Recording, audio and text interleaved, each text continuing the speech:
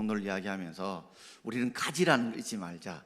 가지는 포도나무에 붙어 있어야 된다. 붙어 있지 않으면 스스로 열매를 맺을 수 없고 붙어 있어야 많은 열매를 맺는다 그랬습니다. 바로 붙어 있는다는 것은 바로 그냥 붙어 있기만 할 것이 아니라 붙어 있으므로 포도나무로부터 그게 영양분을 빨아들이는 거죠. 우리가 열매를 맺으려면 크게 두 가지 열매가 필요합니다. 하나는 우리가 말씀입니다. 그래서 예배 때 목숨을 걸어야 돼요. 아무리 피곤하더라도 이 말씀 듣는 시간에는 두 눈 부릅뜨고 이 말씀을 하나님 말씀으로 내게 주신 말씀으로 받아야 우리가 한 주간 살아갈 수 있는 영적인 에너지와 힘이 되는 줄 믿습니다. 또 한 가지는 바로 기도입니다. 기도를 통해서 우리가 또 하나님 앞에 이렇게 새 힘을 얻고 열매를 맺게 되어지지요. 오늘 저는 부족함 때문에 오히려 복받는 비결, 부족함 때문에 오히려 복받는 비결이라는 제목으로 말씀을 드리고자 합니다. 여러분 하루에 몇 번 기도하시나요? 또 하루에 얼마만큼 기도하시나요?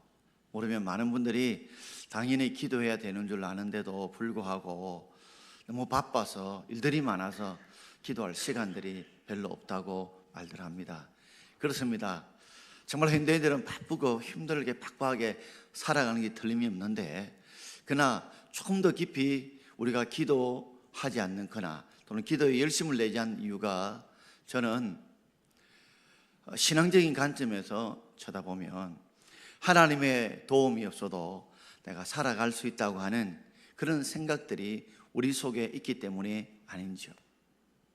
내가 하나님의 도움으로 살아갈 수 없다라는 것을 우리가 깨닫는다면 우리는 분명히 하나님의 도움을 청할 것이요 하나님께 기도하게 될 건데 우리는 우리도 모르는 사이에 세상을 살아가면서 하나님의 도움이 없이도 살아갈 수 있다는 그런 무대뽀적인 생각들을 가지고 있다 보니 우리가 기도를 멀리하게 되고 기도를 가까이 하지 않게 되는 것은 아닌지요. 그 말은 좀 더 들어가 보면 정말 하나님이 살아계셔서 내가 기도하는 걸 들으시고 내 기도하는 걸 보실까라는 생각들, 의심들이 우리 속에 있기 때문이 아닌지요. 그러다 보니까 예수님께서 산상수훈에서 우리로 하여금 기도를 이야기할 때 마태복음 5장에서 골방에 들어가서 문을 닫고 기도하라 하셨거든요. 그럼 꼭 기도는 골방에 들어가서 문을 닫고 기도해야 기도하는 것입니까?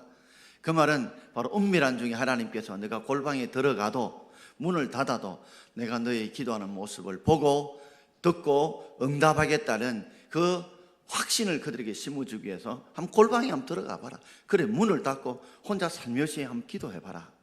그렇게 우리에게 기도에 대해서 강건한 말씀을 주신 것입니다. 여러분 우리가 언제 가장 부족함을 느낄 때일까요? 언제가 가장 부족함을 느낄 때일까요? 바로 그때가 바로 우리가 하나님 앞에 부족을 채워달라고 그 부족을 주님께서 공급해 달라고 기도할 때가 아닐까요? 우리 부족할 때가 바로 우리가 위기를 당할 때, 어려움을 당할 때겠죠. 2019년도는 정말 모두가 이구동성 어렵다고 합니다. 제가 기억하기로는 1997년 IMF 이후로 어렵지 않다고 말했던 적이 한 번도 없는 것 같습니다. 늘 어렵다 했는데 진짜 2019년도는 경제적으로 여러 상황들 속에서 많이 힘들고 어려운 시대가 분명히 오고 있는 것 같습니다. 벌써 우리 마음속에 어렵다 힘들다는 이 부족함 때문에 이 위기 때문에 이 어려움 때문에 우리 속에 마음에 낙심이 되고 용기를 잃어버릴 때가 있지요. 오늘 성경 말씀은 여러분 우리가 잘 아는 말씀이지만 한번 깊이 새겨볼 말씀입니다.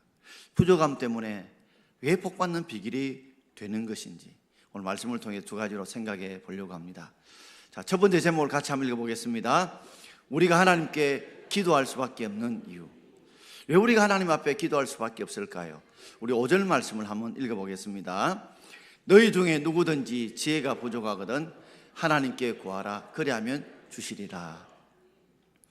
너희 중에 누구든지 지혜가 부족하거든. 우리에게 지혜만 부족할까요? 우리에게 능력도 부족하고 우리에게 물질도 부족하고 어떤 건강도 부족하고 인내심도 부족하고 인격도 부족하고 용기도 부족하고 담대함도 부족하지 않습니까? 가인 2019년도가 참 먹구름이 올려오는데 정말 춥고 힘들고 어렵다고 하는데 내가 헤쳐나갈 수 있을까 하고 내 자신을 돌아보면 정말 부족함을 느끼게 되지요. 그러나 이 부족함을 갖고 내가 안고 있으면 나는 부족해, 나는 연약해, 나는 할 수 없어, 나는 무능해, 나는 능력이 없어, 가진 것이 없어, 나는 병들어서 이것 때문에 내가 안고 있으면 이것이 나중에 열등감이 되어지고, 그리고 깊이 생각하면 열등감의 포로가 되어서 우리가 정신적으로 우울증에 걸리기 쉽고, 어떤 낙심하고 좌절하고 삶에 살아야 될 의욕과 힘을 잃어버릴 때가 있다는 말입니다. 내가 풀 수 없음에도 불구하고, 내가 해결할 수 없음에도 불구하고 부족한 내가 내 스스로 하려다 한계에 부딪혀서 낙심하고 좌절하는 그런 삶에 처할 때가 있잖아요. 그런데 하나님께서 우리 부족함 때문에 부족함을 채우실 하나님 앞에 구하라는 것입니다. 구하라는 겁니다. 그러면 하나님이 그 부족함을 채워주시겠다고 약속해 주신 것입니다. 성경을 제가 좋아하고 읽는 이유는 딱 한 가지입니다. 하나님 말씀이기 때문이지만 성경은 약속으로 이루어져 있습니다. 그건 하나님과 우리 사이 약속으로 이루어져 있죠. 우리가 해야 될 것과 하나님이 하실 것으로 성경은 항상 약속으로 이루어져 있습니다. 바로 우리가 해야 될 건 뭐예요? 너희들이 부족하냐? 그 부족함이 있다면 너희들이 끌어안지 마라. 왜냐하면 해결할 수도 없고 풀 수도 없는데 왜 끌어안느냐? 걱정하고 근심하고 불안하고 염려하며 어찌할 뻔은 낙심할 거냐? 그 문제를 가지고 내게로 가져오라, 내게로 가져오라, 구해라. 그러면 내가 주겠다라고 하나님이 약속하고 있기 때문에, 이 하나님의 말씀은 거짓말이 아니기 때문에 하나님 이 말씀을 붙들고 사랑하게 되어진다는 말입니다, 여러분. 그렇습니다. 사람들이 우리가 기도할 수밖에 없는, 하나님께 매달릴 수밖에 없고 구할 수밖에 없는 이유는 바로 우리 부족 때문입니다. 우리 부족 때문입니다. 우리만 지혜만 부족한 게 능력도 부족해요. 어떤 데는 건강도, 우리의 지식도, 우리의 물질도, 우리의 용기도, 우리의 담대함도 부족한 것이 너무 많아요. 그러나 우리 하나님께서는 그 부족을 채워주실 수 있는 전능하신 하나님인 줄 믿습니다. 그러므로 우리는 기도 안 하는 이유가 바빠서? 힘들어서? 어쩌면 그럴 이유도 있겠지만, 기도가 꼭 교회에 와서 예배당에 앉아서 눈 감고 해야 기도입니까? 집에서 설거지하면서도 눈 뜨고 기도하면 기도 아닙니까? 차를 타고 가면서 우리가 라디오 방송을 들으면서 테레비를 보면서 눈 뜨고 기도하면 그건 기도 아닙니까? 우리가 공부하면서, 운전하면서, 일하면서 눈 뜨고 우리가 마음으로 기도하는 기도가 아닐까요? 그런데 우리가 기도하는 이유는 바빠서요. 그러나 그것보다도 우리가 기도하자는 이유는 내가 부족함을 하나님이 채워주신다는 우리가 믿음이 없기 때문에 우리가 기도하고 있지 못한 것이 아닌가요? 저는 모르는 것이 부끄러운 것이 아니라고 생각해요. 진짜 부끄러운 것은 알려고 애쓰지 않는 게, 그게 더 부끄러운 것이죠. 우리가 부족한 것이 부끄러운 것이 아니라 부족함을 채워주실 주님 앞에 나가지 않는 것이 진짜 신앙인으로 더 부끄러운 것이 아닐까요?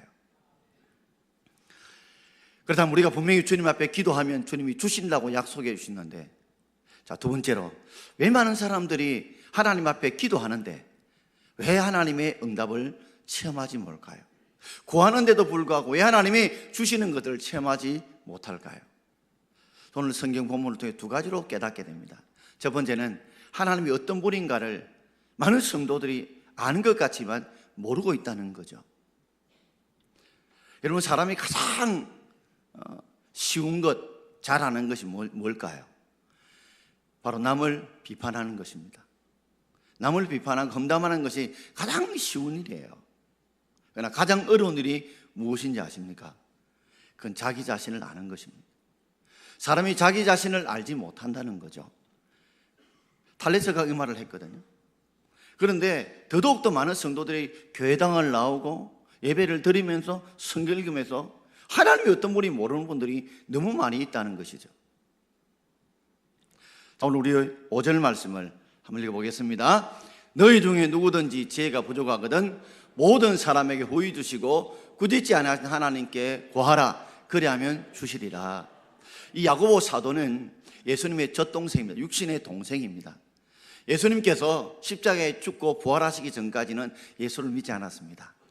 그러나 예수님께서 십자가에 죽으시고 부활하시고 난 이후에 비로소 그분이 육신의 나의 형이었지만 그분이 바로 우리의 모든 죄를 대신 지시고 십자가에 죽으신 우리의 메시아 되신다, 구세주 되신다는 것을 부활을 통해서, 죽었다가 다시 살린 예수님의 부활을 통해서 예수를 믿게 되어지고 예루살렘 교회의 지도자 되던 사람이 야고보요, 그 야고보가 썼던 이 서신이 바로 야고보서입니다. 근데 야고보 사도가 이 성경을 기록할 때 누구든지 지혜가 부족하거든 하나님께 구하라 그래야면 주시리라 이렇게 기록할 수 있지만 왜 그 사이에 모든 사람에게 호의 주시고 꾸짖지 않은 하나님이라고, 하나님이 어떤 분이라고 기록해 놓은 이유가 무엇이라고 생각이 드십니까? 저는 이걸 깊이 묵상하면서 많은 사람들이 하나님께 구하지 않는 이유가 바로 하나님이 어떤 분인가를 잘 알지 못하기 때문에 그렇다는 것입니다. 하나님에 대한 확신이 없기 때문에, 믿음이 없기 때문에 처음에 한두 번 기도했다가 나중에는 끝까지 기도하지 못하기 때문에 하나님의 구하는 것에 대해서 하나님의 응답을 받지 못한다고 생각이 듭니다. 여러분, 우리 하나님은 사람과 다릅니다. 종종 우리가 우리 아버지나 어머니 집과 비교할 때가 많은데 우리 아버지 어머니하고 원래 달라요. 왜냐하면 우리 하나님은 어떤 분이에요? 모든 사람에게 주시는 분이십니다. 사람은요, 자기 아들, 딸, 자기 손주들, 자기 좋아하는 사람이면 줘요. 근데 우리 하나님은 아닙니다. 빈부귀천이 없어요. 모든 사람에게 다 주시는 분인 줄 믿습니다. 내같이 부족하고 내같이 가진 게 없고 내같이 연약한 내 같은 자도 기도하면 하나님 들으실까? 성경 분명히 말씀하고 있습니다. 모든 사람에게 주시는 하나님이시라고요. 그래서 우리 하나님이 좋으신 하나님 아니십니까? 그리고 우리 하나님 어떤 분이십니까? 호의 주시는 분입니다. 후자가 넉넉할 후죠. 우리 하나님 우리가 구하고 생각하는 것보다 넉넉하게 주십니다. 종종 가다가 아이들이 이렇게 뭐 묻고 있으면 제가 농담 삼아 너 있는 거 좀 줄래? 이라면요, 아이들이 쳐다보고 있다가 꼭 주면 하나, 잘하면 2개 줍니다. 먹는 채로 주는 애들을 본 적이 없어요. 아이들이 빵을 먹는 거 빵점도 이렇게 제가 이야기하면요, 하나는 크게 잡고 하나는 작게 잡고 탁 잡아가 작은 거 재줘요. 그 아이들 보면 이 원죄를 가지고 태어났다. 원죄가 뭐 원래 죄인입니다. 아이들에게 죄를 가르치지 않아도 아이들 속에 이미 원죄가 있어요.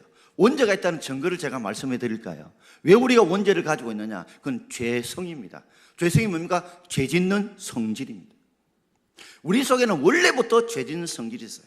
그래서 이기적이고요, 욕심이 많고요, 사랑할 줄 모르고 용서할 줄 모르는 이 죄 짓는 성질을 가지고 있는 거 보면 우리가 뭐요? 원죄를 가지고 있다는 것을 알게 되지요. 그러나 우리 하나님은 좋으신 분이라서 호의 넉넉하게 모든 사람에게 주실 줄 믿습니다. 그래서 여러분이 구하고 생각하는 것에 더 넘치도록 주시는 분이 우리 하나님이시라는 것입니다. 그리고 우리 하나님은 어떤 분이라고요? 꾸짖지 않은 분이십니다. 여러분, 아무리 좋은 사람도, 아무리 인간관계가 좋고 서로 신뢰도 자꾸만 달라고 하면 싫어합니다. 한두 번은 주지만은 서러면 4-5번 자꾸만 찾아가면 그만 온나마, 양심도 없나마, 됐다 이가, 이렇게 하면서 꾸짖습니다.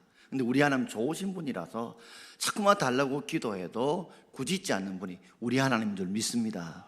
여러분, 우리가 이런 하나님인 줄 우리가 확신하지 못하기 때문에 한두 번 기도하다가, 서너 번 기도하다가, 몇 달 기도하다가, 몇 년 기도하다가 응답이 안 되면 중도에 포기하고 마는 것입니다.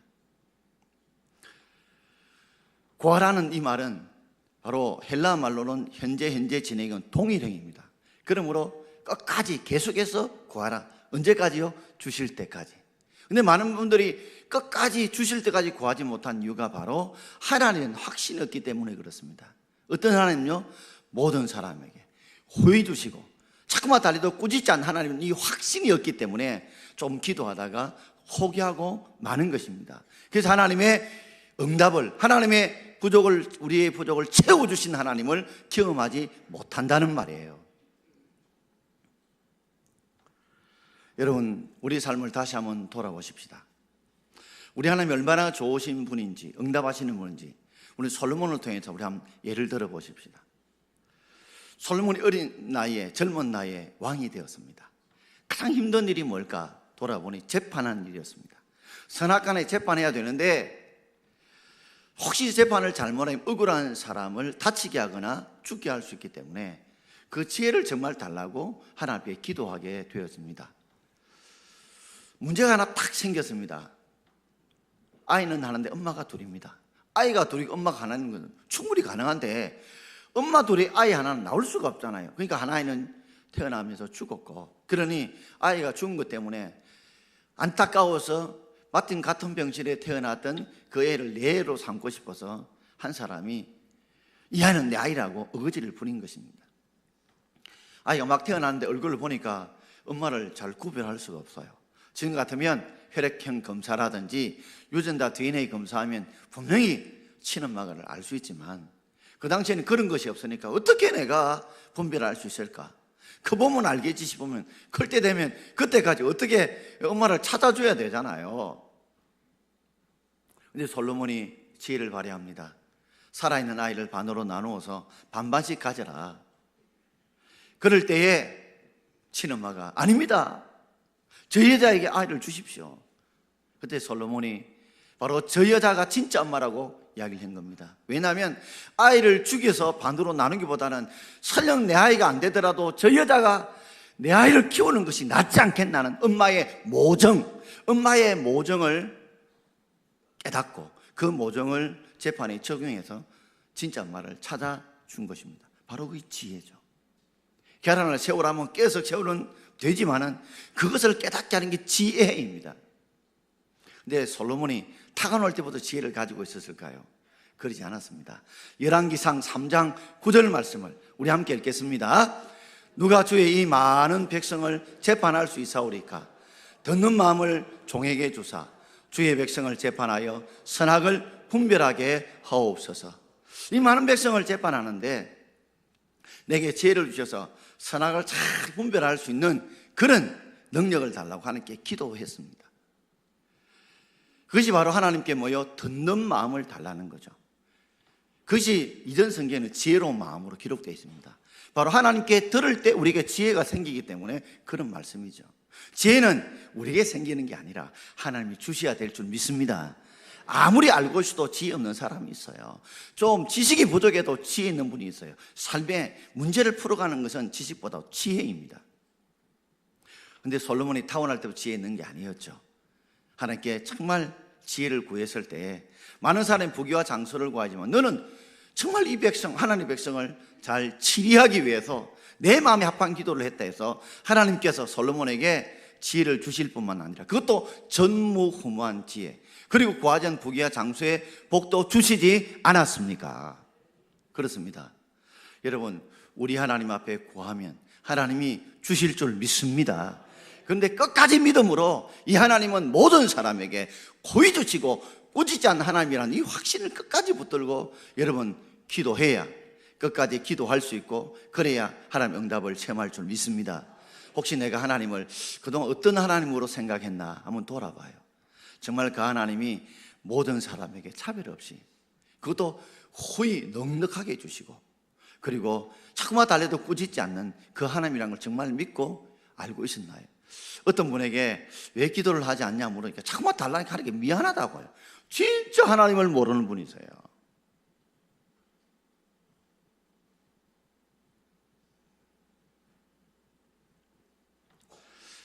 두 번째로, 그렇다면 왜 많은 사람들이 기도해도 응답을 받지 못할까요? 구하기는 구하되 믿음으로 구하지 않기 때문에 그렇습니다. 자, 우리 6절 말씀을 함께 읽겠습니다. 오직 믿음으로 구하고 조금 더 의심하지 말라 그랬습니다. 성경에 오직이란 말은 영어의 only가 아닙니다. 반대 뜻인 그러나 뜻입니다. 그러나 믿음으로 구하고 조금 더 의심하지 말라, 이 말은 사람들이 기도할 때 믿음으로 기도할 때도 있고 어떤 때는 의심을 품고 기도할 때가 있기 때문에 이 말씀을 하신 것입니다. 나는 정말 믿음으로 기도하고 싶은데 나도 모르는 사이에 의심이 들어서 의심을 품고 기도할 때가 있지요. 그런데 하나님의 응답을 받으려면 조금 더 의심하지 말고 끝까지 믿음으로 기도해라. 어떤 믿음요? 하나님은 모든 사람에게 후히 주시고 꾸짖지 않는 하나님인데 그분 앞에 주신다는 믿음을 가지고 구하면 반드시 주신다는 그 믿음으로 구하라는 말이에요. 여러분, 기도할 때 의심하고자 작정하며 기도한 분 계십니까? 아무도 없습니다. 그런데 왜 이렇게 자꾸 의심이 우리에게 들까요? 여러분, 그 이유가 무엇이라고 생각이 들어요? 저는요, 저희 아이들과 어릴 때 늘 했던 말이 있습니다. 아빠 이거 해줄 수 있겠어? 이러면 저는 절대 안 해줍니다. 왜냐하면 내가 정말 해결할 수 없는 그런 문제도 있지만 해결할 수도 있는데 질문 자체가 내 능력을 의심하는 거예요. 그럼 절대 안 해줍니다. 그럼 아이들 다시 묻습니다. 아빠 해줄 수 있죠? 해줘. 여러분, 우리는 불신하에 기도하지 않습니다. 불신은 아예 안 믿는 것이고 의심은 믿기도 하고 안 믿는 거예요. 이 마음이 섞여 있는 겁니다.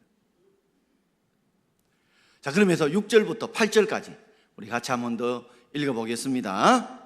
의심하는 자는 마치 바람에 일려 요동하는 바다 물결 같으니 이런 사람은 무엇인지 주께 얻기를 생각하지 말라.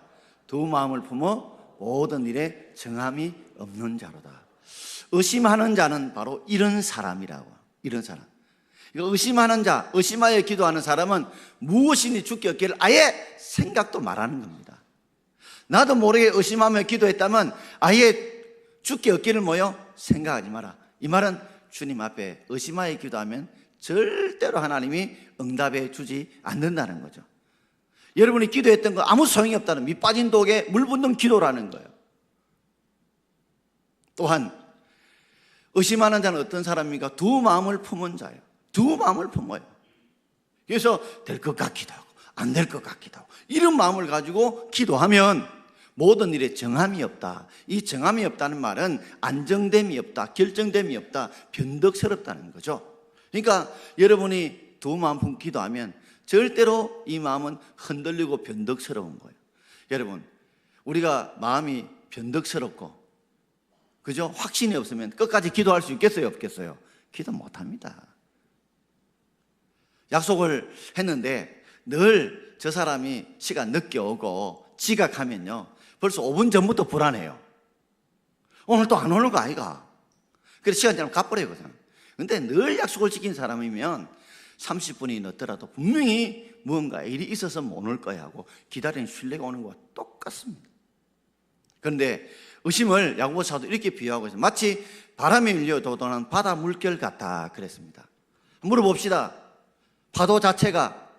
바다 물결 자체가 그 움직이는 능력이 있어요, 없어요? 모릅니까, 여러분? 바다 물결, 파도가 스스로 움직이는 능력이 있어요, 없어요?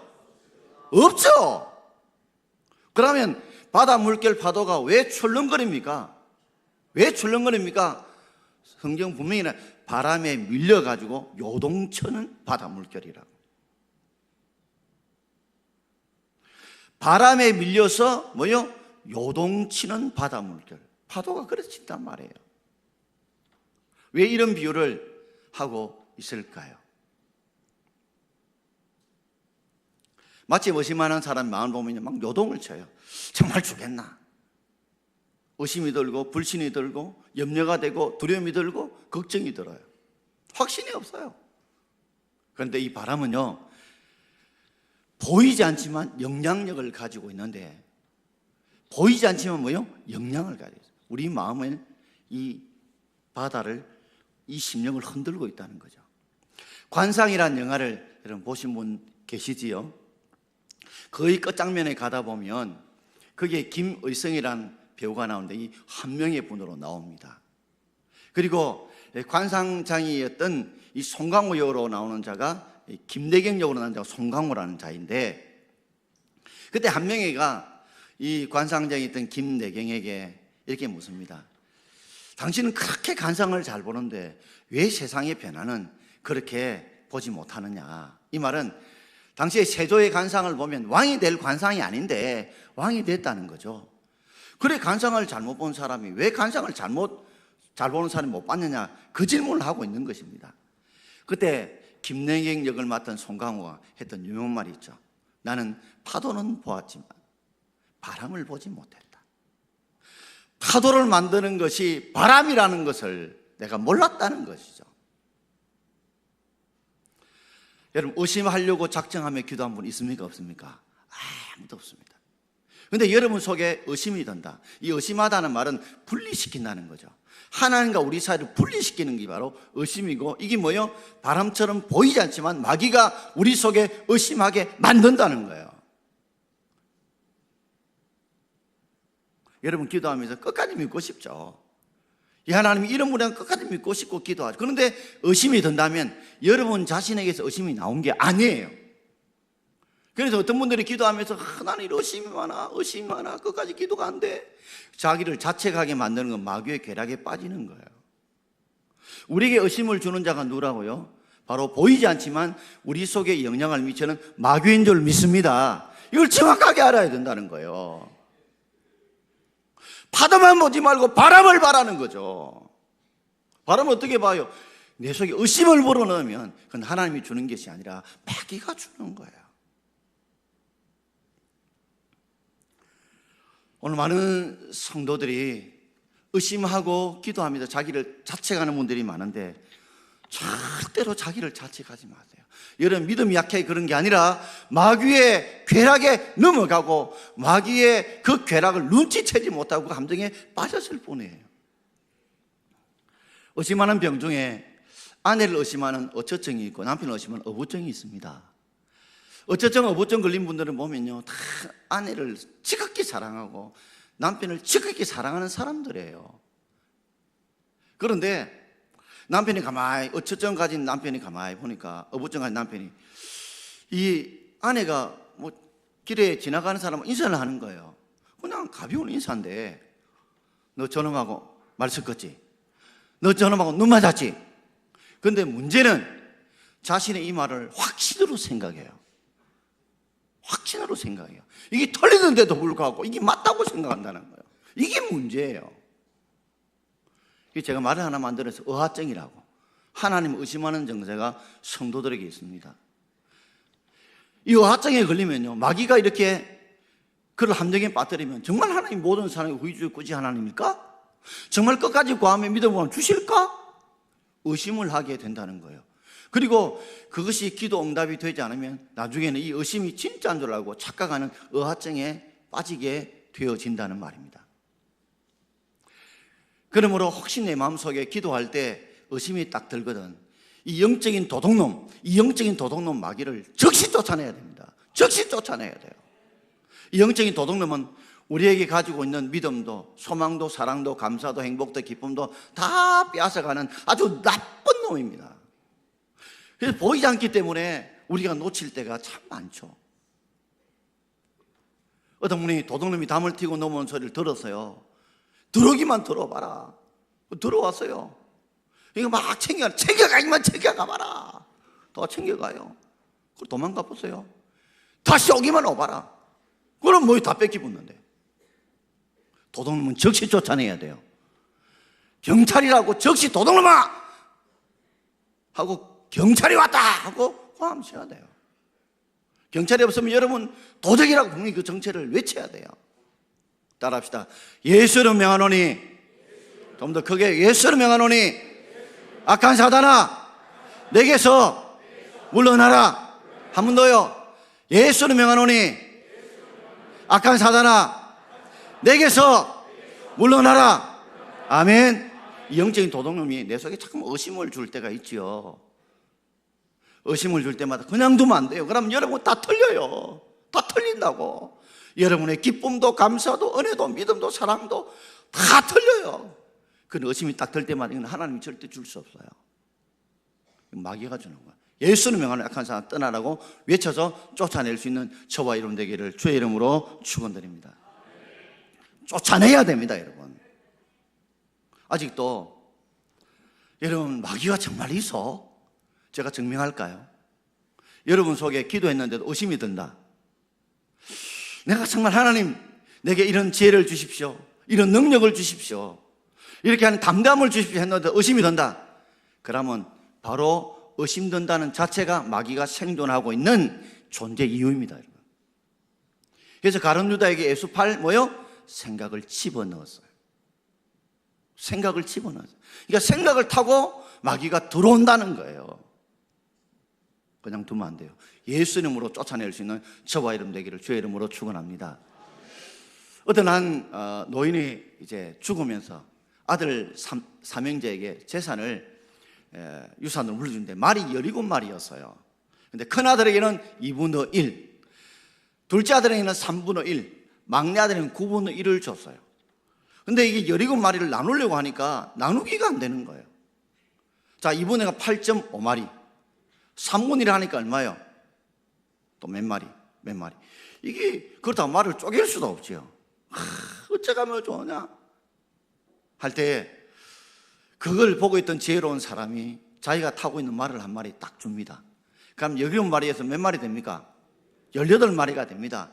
18마리 2분의 1을 하니까 몇 마리? 9마리. 그죠? 3분의 1을 하니까 뭡니까?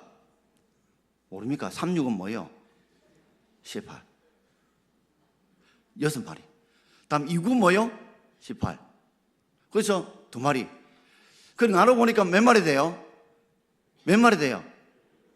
17마리 돼요. 한 마리 남아요. 그 지혜로운 사람 지 가져갔다는 거야. 아무 싸울 필요 없이. 여러분, 우리의 삶에 지혜가 있습니다, 여러분. 지식만 가지고 되는 게 아니에요. 말씀을 마치고자 합니다. 사랑하는 성도 여러분, 왜 우리가 기도하지 않을까요? 그 이유는 내가 부족함을 내 힘으로 채울 수 있다고 생각하기 때문에 그렇습니다. 결국 하나님이 없어도 내가 살 수 있다고 생각하기 때문에 그래요. 그렇다면 반드시 하나님은 구하면 주실 줄 믿습니다. 그리고 우리가 끝까지 기도하는 못한 이유가 하나님 어떤 분인가를 몰라요. 모든 사람이 후이주고 굳지한 하나님이란 확신을 꼭 가지십시오. 그리고 우리가 끝까지 기도하는데 의심이 들면 하나님이 주는 게 아니라 누가 준다고요? 마귀가 주는 거예요. 바람에 밀려 파도가 요동치게 됩니다. 그래서 근심, 걱정, 불안, 염려, 걱정, 불평, 원망이 생기는 거예요. 두려움이 생기는 거예요. 그러므로 의심이 들 때마다 예수 이름으로 쫓아낼 수 있기를 바랍니다. 그리고 여러분이 끝까지 하나님 이런 분인 줄 믿고 믿음으로 기도하면 반드시 하나님이 응답을 주실 줄 믿습니다. 자, 1장 5절부터 8절까지 여러분 외울 수 있나요?